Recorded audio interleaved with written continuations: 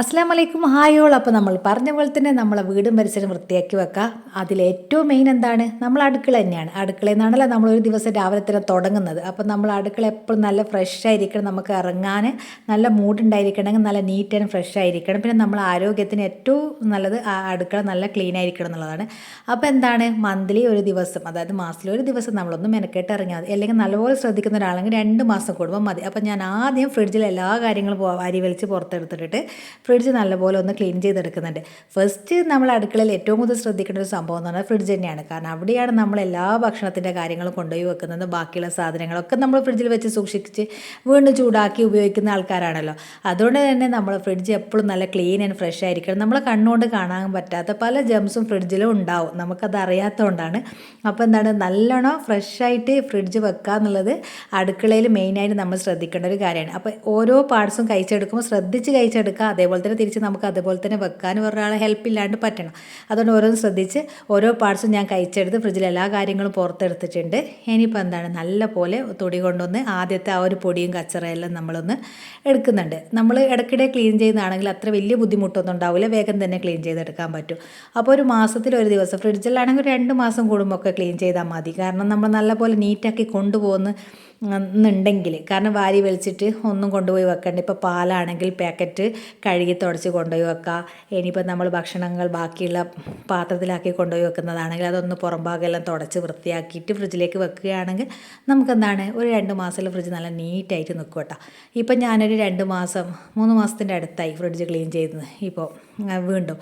അപ്പോൾ എല്ലാം എടുത്ത് വെച്ച് പിന്നെ നല്ല പോലെ ഇതേപോലെ എന്ത് ചെയ്യാണ്, ഞാൻ തേച്ചിട്ട് തന്നെ എടുക്കുന്നുണ്ട്. കാരണം കേട്ടോ, ഞാൻ പറഞ്ഞല്ലോ നല്ലപോലെ തേച്ചെടുത്തിട്ട് കുഴപ്പമില്ല, നല്ലപോലെ നമ്മൾ തുണി കൊണ്ട് തുടച്ചെടുത്താൽ മതി. ഇതിപ്പം വിചാരിക്കും സോപ്പെല്ലാം ആയിട്ട് നമ്മൾ പിന്നെ ഇത് ബുദ്ധിമുട്ടാവുമല്ലോ എന്നല്ല. ഒരു 2-3 പ്രാവശ്യം തുടച്ചെടുത്താൽ പോകുന്ന പ്രശ്നമല്ലേ ഉള്ളൂ. നമ്മളിപ്പോൾ കൗണ്ടർ ടോപ്പ്, നമ്മളിപ്പോൾ ചപ്പാത്തിയെല്ലാം പറ്റുന്ന കൗണ്ടർ ടോപ്പ് നമ്മൾ തുടക്കുന്നുണ്ടല്ലോ, അതേപോലെ തന്നെയല്ലേ ഫ്രിഡ്ജും. നല്ലപോലെ പിന്നെ ഫ്രീസറും നല്ലപോലെ തുടച്ചെടുക്കുന്നുണ്ട്. എല്ലാം നല്ലപോലെ ആദ്യം ഒന്ന് ഞാൻ നമ്മുടെ ഡിഷ് വാഷ് ഉപയോഗിച്ചിട്ട് തന്നെ നല്ലപോലെ തേച്ചെടുത്തതിന് ശേഷമാണ് ഒരു തുണി ഉപയോഗിച്ചിട്ട് തുടക്കാമെന്നാണ് വിചാരിക്കുന്നത്. അങ്ങനെ തന്നെ ക്ലീൻ ചെയ്യൽ എല്ലാ പ്രാവശ്യവും ഇങ്ങനെ തന്നെയാണ് ക്ലീൻ ചെയ്യൽ. ഫ്രിഡ്ജ് ആദ്യം ഓഫ് ചെയ്തിട്ട് വേണേ ക്ലീൻ ചെയ്യാനായിട്ട് തുടങ്ങുമ്പോൾ, അത് ആരോടും മറന്നു പോകണ്ട. അങ്ങനെ ഫുള്ളായിട്ട് കഴിഞ്ഞ് ഇനിയിപ്പോൾ തുടച്ചെടുക്കുന്ന പരിപാടിയാണ്. ഏറ്റവും മടിയുള്ളൊരു കാര്യം എന്ന് പറഞ്ഞാൽ നമ്മൾ ഇതിനിറങ്ങി കിട്ടുക എന്നുള്ളതാണ്. ഇത് നാളെ എന്ന് പറഞ്ഞിട്ട് നമ്മൾ നീണ്ടു പോകുമല്ല. അങ്ങനെ അല്ലാണ്ട് ഒരു ദിവസം നല്ല എനർജറ്റിക് ആയിട്ട് തന്നെ ഇന്ന് ഞാൻ എന്തായാലും ചെയ്തെടുക്കും എന്നുള്ളൊരു കോൺഫിഡൻറ്റോട് കൂടി നമ്മൾ ഇറങ്ങാം. ഒരിപ്പോൾ ജോലിക്കെല്ലാം പോകുന്ന ആൾക്കാരാണെങ്കിൽ ഒരു വീക്കെൻഡിലോ അങ്ങനെ എന്തെങ്കിലും നമ്മളൊരു സമയം കണ്ടെത്തിയിട്ട് പെട്ടെന്ന് തന്നെ നമ്മൾ എല്ലാത്തിനും ടൈമിങ് വെച്ചാൽ നമുക്ക് പെട്ടെന്ന് ചെയ്തെടുക്കാൻ പറ്റും. ഇന്ന ടൈമിനുള്ളിൽ ഇത്ര സമയം കൊണ്ട് ഇന്ന കാര്യങ്ങൾ ചെയ്തെടുക്കും എന്നുള്ളത് നമ്മൾക്ക് ആദ്യം ഒരു പ്ലാനിങ് വേണം. നമ്മളിപ്പോൾ പണ്ട് സ്കൂളെല്ലാം പഠിക്കുമ്പോൾ ടൈം ടേബിൾ വെച്ച് പഠിക്കുന്നില്ലേ, അതേപോലെ തന്നെ നമ്മളെ കിച്ചണിലെ കാര്യങ്ങൾ നമ്മൾ ടൈം ടേബിൾ വെച്ച് ചെയ്യുന്നതായിരിക്കും നല്ലത്.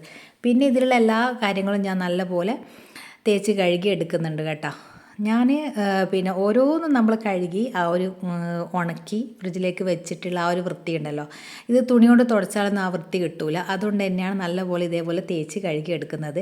വലിയ കച്ചറിയൊന്നുമില്ല, ഞാൻ ഇതിങ്ങനെ കണ്ടിന്യൂസ് ആയിട്ട് ചെയ്തുകൊണ്ട് പോകുന്നത് കൊണ്ട് വലിയ കച്ചറിയൊന്നുമില്ല. നമ്മളിപ്പോൾ കുറേ കാലം കൂടിയിട്ടെല്ലാം ചെയ്യുമ്പോൾ ഇതൊരു വലിയൊരു മെനക്കേടായിട്ട് തോന്നും. നമ്മളിത് പിന്നെ നമ്മൾ ഡെയിലി റുട്ടീൻ പോലെ എന്താ പറയുക, നമ്മളെ മാസത്തിലെ ആ ഒരു ക്ലീനിങ്ങിൽ ഇതും കൂടി ഉൾപ്പെട്ടാൽ ഭയങ്കര ഈസി ആയിട്ട് നമുക്ക് പോവുകയും ചെയ്യും. പിന്നെ ഫ്രിഡ്ജ് എപ്പോഴും നല്ല ഭംഗിയിലിരിക്കുകയും ചെയ്യും, പുതിയതുപോലെ തന്നെ ഉണ്ടാവും, അധികം പഴയതായി പോവില്ല.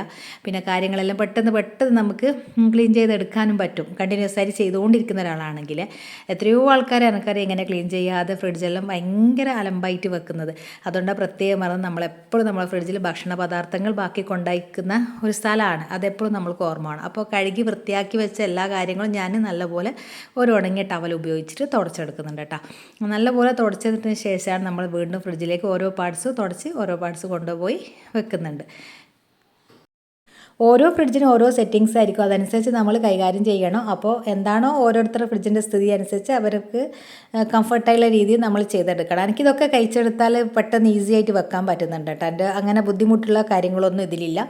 നല്ല തിളക്കയില്ലേ, നമ്മളിങ്ങനെ നല്ലപോലെ കഴുകി നല്ലപോലെ തുടച്ചെടുത്താൽ തന്നെയാണ് നമുക്ക് ഓരോ സാധനങ്ങളും നല്ല വൃത്തിക്ക് കിട്ടുള്ളൂ. ഇനിയിപ്പോൾ ഞാനിതിലില്ല നമ്മളെ ഡിസ്പോസ് പേപ്പേഴ്സ് ഉണ്ടാവുമല്ലോ, അതാണ് ഇപ്പോൾ ഇരിക്കുന്നത്. ന്യൂസ് പേപ്പറല്ല, നമുക്ക് കടയിൽ നിന്ന് വാങ്ങിക്കാൻ കിട്ടും. നമ്മളിപ്പോൾ ഡിസ്പോസ് ആയിട്ടുള്ള ഇങ്ങനത്തെ ടേബിൾ ഷീറ്റ് പോലത്തെ കാര്യങ്ങൾ, അതാണ് ഞാൻ ഈ കുറേ ആയിട്ട് ഈ ഒരു ഫ്രിഡ്ജിൽ പിരിച്ചുകൊണ്ടിരിക്കുന്നത്. കാരണം എന്താ വെച്ചാൽ ഇതിപ്പോൾ 2 ആഴ്ച കഴിഞ്ഞാൽ നമുക്ക് ആ പേപ്പർ പേപ്പർ മാത്രം റിമൂവ് ചെയ്തിട്ട് വീണ്ടും പുതിയ പേപ്പർ പിരിച്ചു കൊടുത്താൽ വീണ്ടും 2 ആഴ്ച നല്ലപോലെ ഫ്രിഡ്ജ് ഉണ്ടാവും.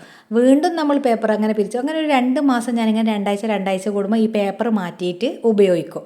പിന്നെ 2 മാസം കഴിഞ്ഞിട്ട് തുടച്ചെടുക്കും. ഇതേപോലെ ഫുള്ള് കഴിച്ചിട്ടുള്ള തുടക്കൽ 2 മാസം കൂടുമ്പോൾ തുടക്കലുള്ളൂ. കാരണം അങ്ങനെ വൃത്തിയേടാവലുള്ളൂ. പിന്നെ നമ്മൾ ദോശമാവ് മറന്നു പോകുക, എന്തെങ്കിലുമെല്ലാം നമ്മളെ ഫ്രിഡ്ജിൽ മറിയുമല്ലോ. അപ്പോൾ ഒക്കെ നമുക്ക് ഈ പേപ്പർ ഉണ്ടെങ്കിൽ വളരെ ഹെൽപ്ഫുള്ളാണ്. കാരണം എന്താ വെച്ചാൽ വേഗം ഇതെടുത്തിട്ട് പിന്നെ ഇത് കഴുകി ഉണക്കാനും നിൽക്കണ്ട, നമുക്ക് ഈ പേപ്പർ അങ്ങ് കളയുകയും ചെയ്യാം. അതേപോലെ ഞാനിങ്ങനെ മാറ്റി എല്ലാത്തിലും ഡോറിൻ്റെ ആ ഒരു സംഭവവും ഞാൻ പിരിച്ചിട്ടുണ്ട്.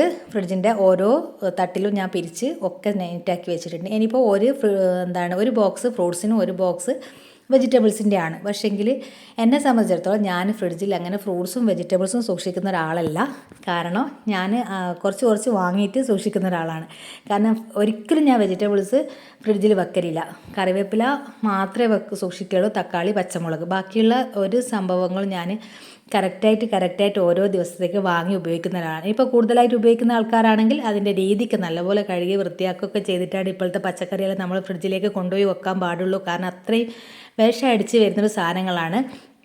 കാരണം നമ്മൾ പച്ചക്കറി വെക്കും, അതിനോടൊപ്പം തന്നെ നമ്മളെ ഭക്ഷണം ബാക്കിയുള്ളത് അതും കൊണ്ട് വെക്കും. അതെനിക്ക് ഭയങ്കര ടെൻഷനുള്ളൊരു കാര്യമാണ്. അപ്പോൾ എൻ്റെ ഈ 2 ബോക്സ് എന്ന് പറഞ്ഞാൽ എൻ്റെ ധാന്യങ്ങളും ബാക്കി വന്ന അരിപ്പൊടിയും ഒക്കെ കൊണ്ടുവെക്കുന്ന ഒരു സ്പേസാണ്.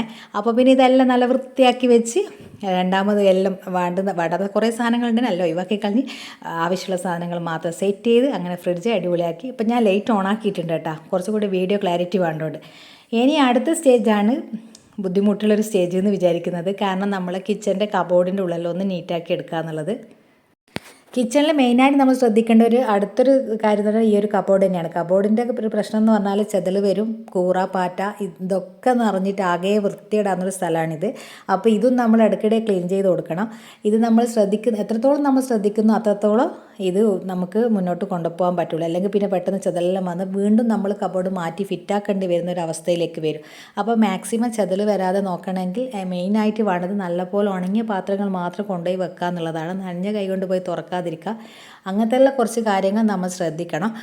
പിന്നെ തുടക്കുമ്പോൾ നനഞ്ഞിട്ട് തുടച്ചാലും അത് നല്ലപോലെ ഉണക്കിയെടുത്താൽ മതി. ഇപ്പം ഞാൻ ഇതിൻ്റെ ഉള്ളൊക്കെ ഇപ്പോൾ ഓരോ കബോർഡിനും ഓരോ രീതികളായിരിക്കും. കാരണം എൻ്റെത് ഇത് ഡോറെല്ലാം നമുക്ക് നനച്ച് തുടക്കാം, കുഴപ്പമില്ല. ഉൾഭാഗം ഞാൻ ഈ ഒരു തട്ടടിച്ചത് മാത്രം ഉണങ്ങിയ തുണി കൊണ്ടാണ് തുടച്ചത്. അത് നനഞ്ഞാൽ കുറച്ച് ബുദ്ധിമുട്ടാണ്. താഴത്തെ ഭാഗം ടൈലൊട്ടിച്ച ഭാഗം നല്ലപോലെ ഇതാണ്ടില്ല, താഴത്തെ സെക്ഷൻ ടൈലൊട്ടിച്ചിട്ടാണുള്ളത്. അത് നല്ലപോലെ നനഞ്ഞ തുണി കൊണ്ട് തുടച്ചെടുത്തിട്ട് ഇതേപോലെ തന്നെ പേപ്പർ വിരിച്ചിട്ടുണ്ട് കേട്ടോ.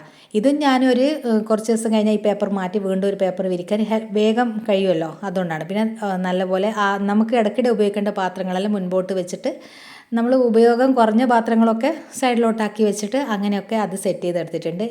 ഇതിപ്പോൾ നമ്മൾ അരി, മൈദ, പഞ്ചസാര ഒക്കെ ഇട്ട് വെക്കുന്ന ആ ഒരു സ്ഥലമാണ്. അപ്പോൾ അതും നമ്മളെല്ലാം എടുത്ത് പുറത്തേക്ക് വെച്ചിട്ട് തുടച്ചെടുക്കുന്നുണ്ട്. അപ്പോൾ ഇവിടെ ശ്രദ്ധിക്കേണ്ട ഒരു മെയിൻ കാര്യം എന്ന് വെച്ചാൽ ഈ ഒരു പാത്രങ്ങളല്ലേ, നമ്മളിപ്പോൾ പഞ്ചസാര, ഒരു എക്സാമ്പിൾ പറയുകയാണെങ്കിൽ പഞ്ചസാരയുടെ പാത്രം, അതിൽ പഞ്ചസാര കഴിഞ്ഞെന്ന് വിചാരിക്കാം നമ്മൾ. രണ്ടാമത് അത് ഫില്ല് ചെയ്യുന്നതിൻ്റെ മുമ്പേ ആ പാത്രം കഴുകി ഉണക്കിയതിന് ശേഷമാണ് ഞാൻ ഫില്ല് ചെയ്തെടുക്കൽ.